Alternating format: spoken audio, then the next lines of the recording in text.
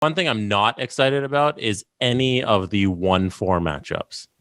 So really, I was like, even the Leafs. I was spacing out my bracket, and I was like, okay, what do I got? Looking over, we got a week to go. We'll see what's looking. I'm like, I feel like every 1-4 matchup is going to be not necessarily a walk, but I'm picking the 1 seed each time because, like, I don't think St. Louis has anything going against Vegas. I don't think I don't think Nashville is going to knock off Carolina. I don't think Montreal is going to give the Leafs any trouble. And then the Islanders, Barzal they got scratched by Trotz last week, and they got 1 out of 4 points against the Sabres. Like, they're limping. I know they beat the Devils like 5-1. It's the Devils.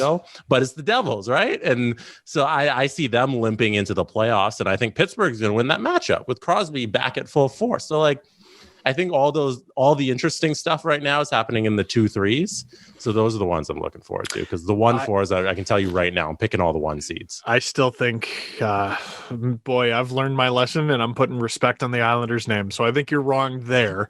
But the other 3, have you watched them lately? Did you watch them versus Buffalo? Admittedly, no. But I think, well, they did. Those were the 2 Michael Hauser wins.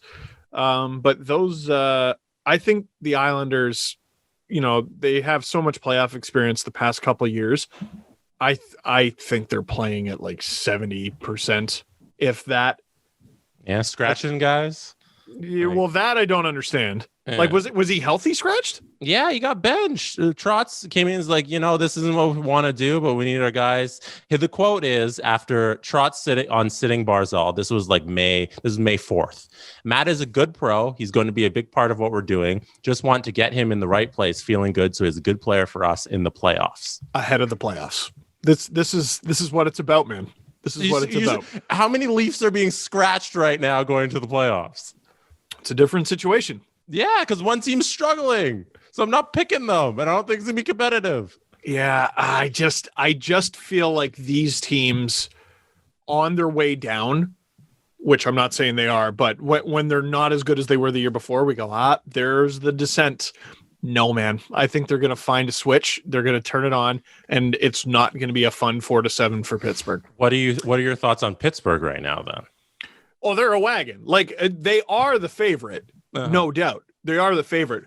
But out of the 4 seeds, like Montreal, probably, like, I mean, listen, based on what we've seen this season, there's no reason to think the Leafs would lose to them. And this is the part where we clip that part and we put it out if the Leafs lose game 1.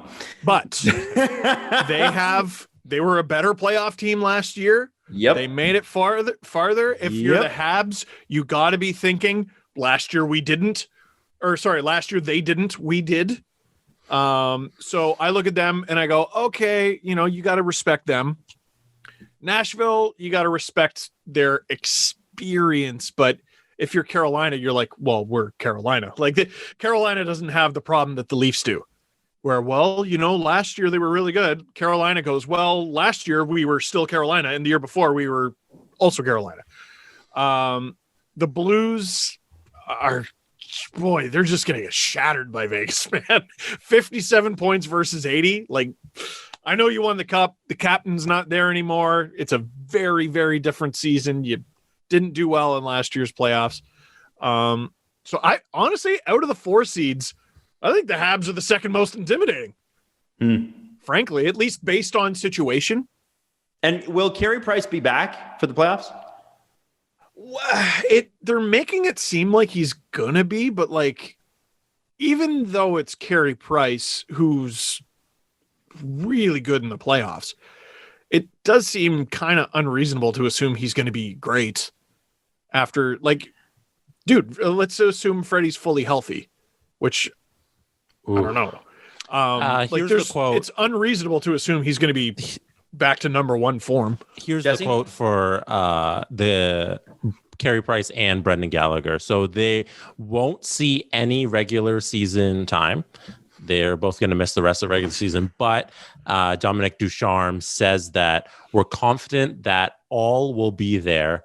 The guys are progressing. Carey Price and Brendan Gallagher are expected to be healthy for the start of the playoffs. And at this point, why play? Like, who cares? Yeah, and Danault was a confusing one. He missed that last game against the Leafs with a concussion, and no one could really find how he did it. Tic Tac Tomar was he posted a GIF, and the closest thing he could find to like heavy impact for Danault is he tried to hit someone on the end boards and kind of missed. Like it's just very confusing. I think all these teams that have it locked up are just coasting and resting guys. And I think the Islanders, it was probably disciplinary with Barzal, but like even if he's at 95%, all right, you go and rest up and we'll get that other 5. I really don't think you read too much into that right now. Can I tell you what's giving me anxiety with 1-1-4 series? Which one? Is it the Leafs? Clearly it's the Leafs. Okay. Is that the Leafs management will be dumb enough to put Freddie Andersen in a game? I don't think. What, in the playoffs? Yeah. Which game? Any game. I don't think so. He's been bad in the AHL. And everybody's like, well, don't read too much into the game 1. And then game 2, not good. How was game 2? I didn't see that. He got better as the game went on, but he did allow 4 goals. And if I'm not mistaken, he allowed the first shot he faced in the second game, which, like, holy shit, how many Leaf games did you see that in? In games where he was good. In games yeah. Did he still look injured? Was he like not moving as freely? He said earlier this year there's no way he's going to be fully healthy. Like, this is the thing with Freddie. I think he's in the same position as a lot of NHL players. I think he just deals with stuff. There are players who, they make a decision. Okay, I'm going to deal with this in 12 years. If I can hold off surgery, I'll deal with this once I retire. I don't know if that's him necessarily.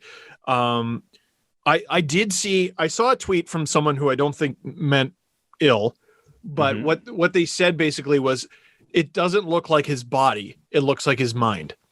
Your body screws with your mind, right? If I'm worried about doing this movement and I'm going to put myself out for the rest of the season, or I'm going to have to take myself out of the game, or I'm not worried. I'm worried I'm not going to be explosive enough.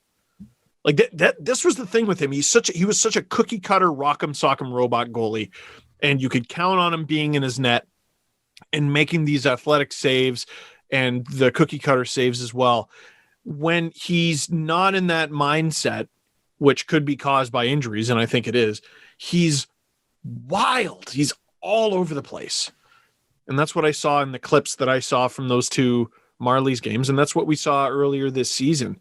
And that's what we saw, when Campbell went through his little slump, that's what we saw out of him, too. You see a goalie flying all over the place these days. It's rarely a good thing.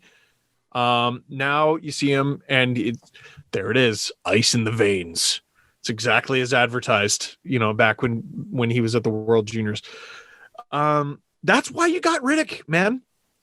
You went out and got Riddick so that you don't have to make rash decisions with Freddie. You're allowed to rehab and face shots and everything as the playoffs continue.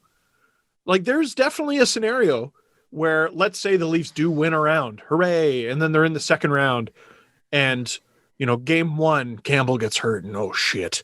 And then Riddick plays game 2 and he wins it. And then game 3 is, oh my God, we can't go back to this guy for game 4. And you go, what about Freddie? Sure. And you put him in, and hopefully he's ready. Like, I keep going back to, I don't know what the Leafs could have done differently. My concern is this. If this is where my anxiety comes from, where the Leafs are so loyal to Freddie and so believe in the goalie that last left us in 2019, frankly, has not been the same goalie since. Yeah. They so believe in that they Rob Johnson, Doug Flutie this. And Buffalo Bills fans know what I'm talking about. I've mentioned this before. There was a wild card game. Doug Flutie got the Bills there. And the owner said, well, we're paying Rob Johnson $5 million a year to be our quarterback. Why isn't he playing? So they started him. The Bills should have won the game. They stunk and they lost and they were out. And I really hope that the Leafs go, okay, we're going to go with the guy that's working. Just put Campbell in. For God's sakes. I have every confidence they're going to. I don't. Please give me the confidence that you have. So I think it was, well, first of all, Adam, careful what you wish for. You don't want this shit. Second of all, I think it was Dave Amber on the broadcast talking about with Campbell. And it's something that I watched it happen and I didn't even realize it was happening. Earlier in the season, what did I keep harping on? Campbell's never been a starter in the NHL. How do we know he can do it? And the Leafs went, great question. Let's make him a starter. And they've probably been giving him more starts than they should have because they're like, here's the starter workload. Yeah. Here it is. And what's he done? He's 17-2-2. So I think those are Mike Smith numbers, by the way. Like my concerns were totally valid. It's a question you have to ask. If a guy's never been a starter, how you can't just blindly trust that he's going to be. And the Leafs didn't blindly trust it either. They went out and did a science experiment. They go, let's see. And if he can't handle it, we open the Dave Riddick door, which is door number 3. But he's handled it. He's been great. He's the team's starting goaltender. Let's call him what he is.